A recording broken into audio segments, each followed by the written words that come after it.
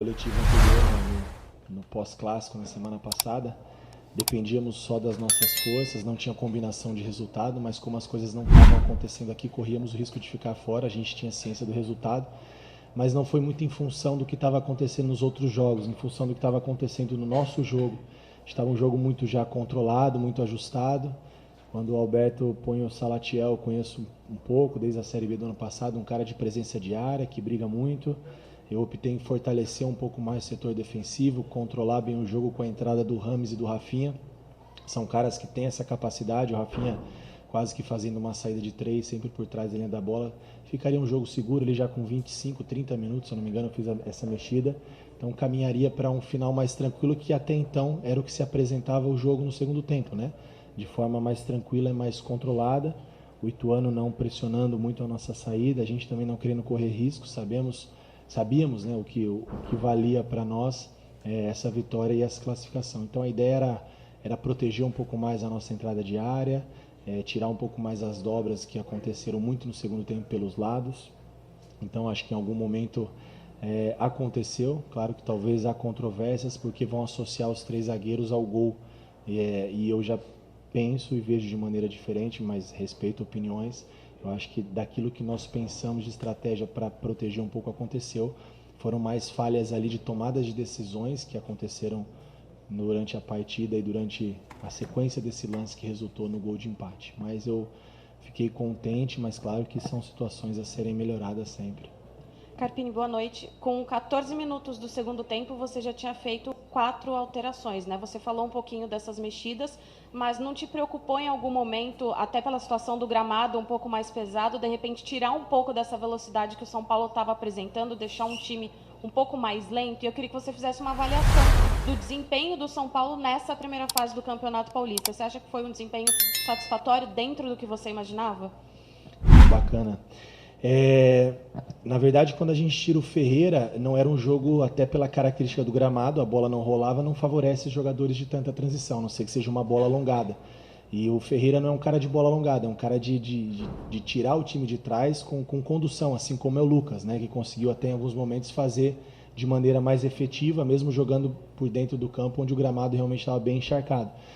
Então, naquele momento, a ideia era não tirar a profundidade, porque nós tínhamos ainda essas laterais, né, pelo lado esquerdo com o Wellington. O Juan, que acha bem esses espaços também, foi um cara que nós delegamos essa função de continuar empurrando a linha para trás. Eu não acho que o time ficou mais lento, a ideia era controlar o jogo. Eu prefiro usar dessa maneira, até porque o Rames, quando ele entra, ele controla o jogo. Eu acho que o gramado também não tenha favorecido até a sua melhor atuação, que foi os 2 últimos jogos que ele participou. Hoje você vê que um tempo a mais dentro do que nós programamos para ele, mas o gramado, sem dúvida, deve ter atrapalhado um pouco, né? O jogo mais lento, mais pesado. Então a ideia não era deixar o time mais lento, era controlar o adversário em cima da estratégia de cada tempo, de cada situação do jogo, que a gente entendia que era o melhor para o São Paulo. E em relação à campanha, eu vejo ela muito satisfatória, né? Por mais que a gente, como eu falei, a gente herda um trabalho vitorioso, mas não deixa de ser um trabalho de reconstrução. O sucesso depois do sucesso é muito difícil. Se tivesse tido continuidade no trabalho, não teria também a certeza de que seriam bons resultados assim de imediato, porque o pós é sempre bem complicado. A gente sabe disso, que é natural às vezes uma zona de conforto, é natural algumas coisas acontecerem e às vezes atrapalhar um pouco esse processo. Nós perdemos atletas importantes do ano passado para esse ano, então nós herdamos um trabalho maravilhoso do Dorival, mas com algumas dificuldades também, implementar algumas ideias novas, suprir algumas ausências dentro do nosso elenco, problemas de lesões. Hoje não tivemos o Pablo Maia, perdemos o Caleri no primeiro tempo por lesão. Então, isso foi uma tônica do São Paulo em 13 jogos de competição, contando com a Supercopa.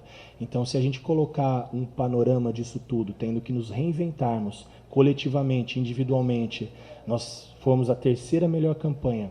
O sufoco foi porque nós caímos na chave mais complicada, de 2 grandes equipes, que é o São Bernardo e que é também o Novo Horizontino, né?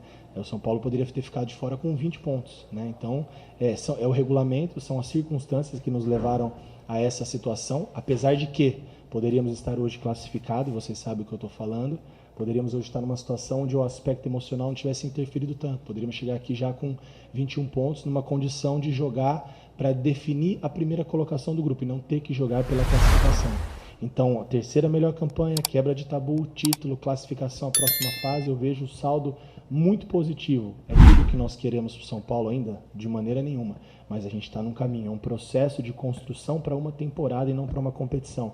E a competição onde a gente se permitiu ver, mudar, trocar, alterar, ajustar e ver o que nós temos de melhor e entender tudo, tem que ser no estadual. Nós não podemos fazer isso na Libertadores. Carpini, tudo bem? Boa noite. Em cima disso tudo que você explicou, vem aí um único jogo de 90 minutos contra uma equipe que está extremamente estruturada, já vem de um tempo, e que não vai permitir os erros que o São Paulo cometeu, até por ser um único jogo.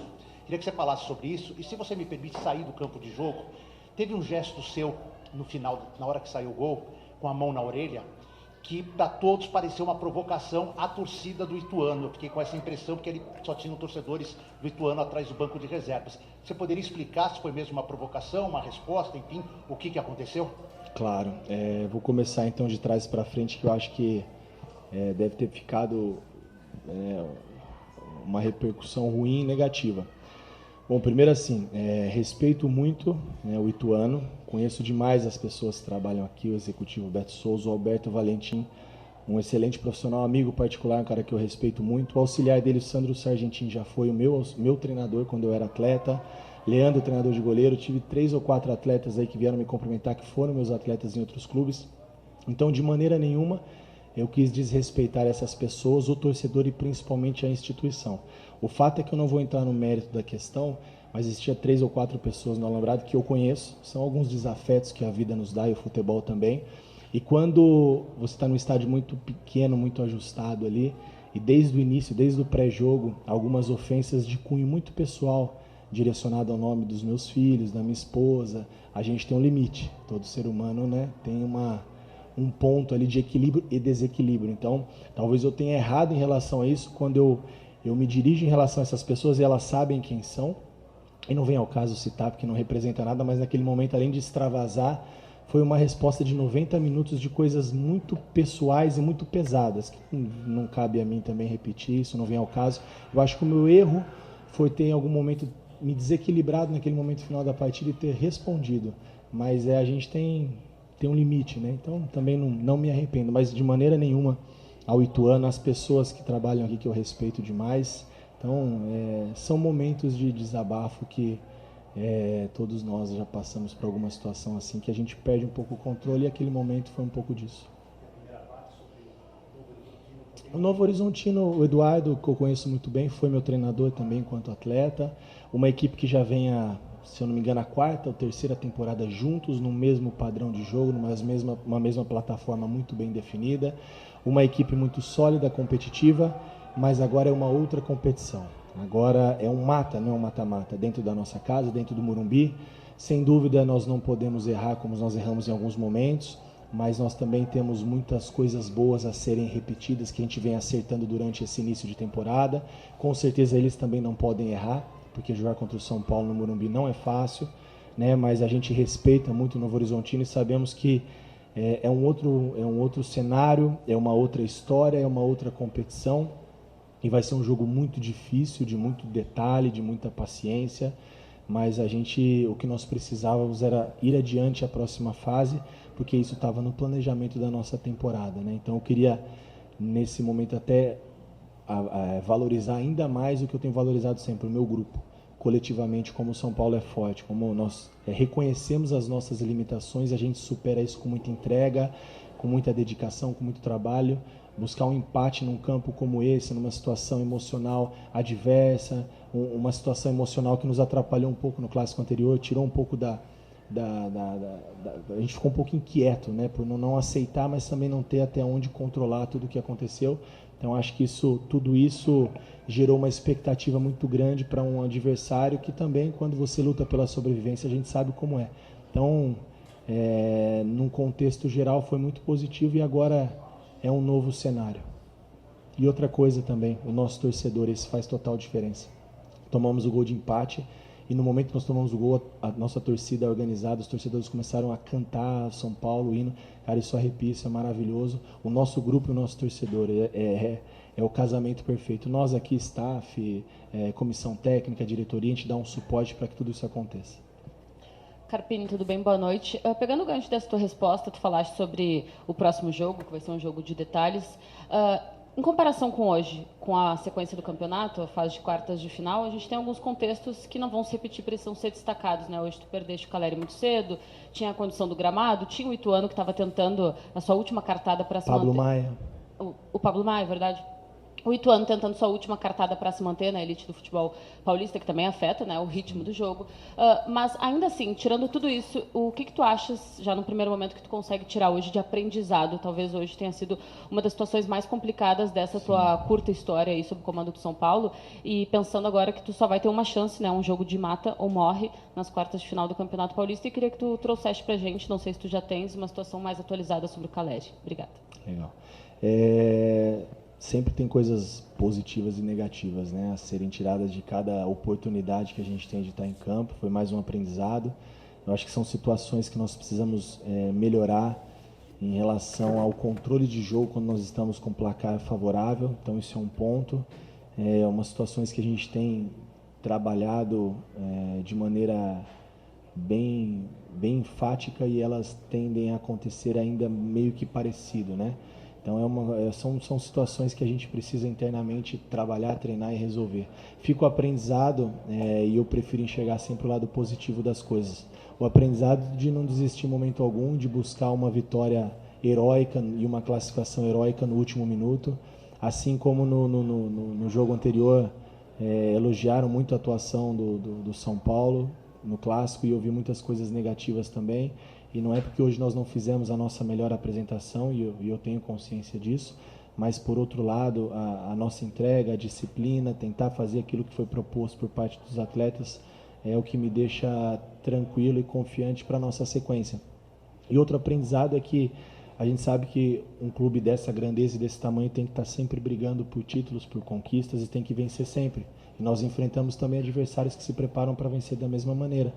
Né? Então, a gente tem que ter um discernimento, um equilíbrio quando eu avalio os atletas, porque tudo no São Paulo é muito potencializado pelo tamanho e pela grandeza do clube, e isso é natural. Né? As derrotas, elas repercutem muito, as vitórias, elas repercutem muito. Então, cabe a mim, como comandante, frear um pouco a euforia quando tiver demais e colocar o meu grupo de uma maneira mais para cima, quando eu sinto que as coisas não estão acontecendo, como nós passamos por isso em alguns momentos da competição. Em relação a ser um jogo de mata, não é novidade, enfrentamos isso na final da Supercopa e nos saímos muito bem. Hoje, eu acho que devo ser o técnico mais jovem do Campeonato Paulista e, se eu não me engano, o treinador um dos que mais tem jogos. Então, é uma competição que, modéstia à parte, sem soberba nenhuma, pelo amor de Deus, eu conheço bem e já passei por isso em diversas outras oportunidades, com Inter de Limeira, Guarani, Santo André, Água Santa. Então, para mim, não é uma novidade, mas eu pretendo passar um pouco disso que eu vivi, dos meus erros e dos meus acertos, para que a gente possa fazer um jogo seguro, um jogo equilibrado e que a gente possa avançar um pouco mais na competição, porque o São Paulo merece e vai sempre lutar por isso. O Caleri vai passar por um exame, eu acho que amanhã, na parte da manhã, se eu não me engano, então eu não sei te dizer, ele sentiu um estalo no joelho, eu não sei até que ponto qualquer coisa que eu fale aqui vai ser bem...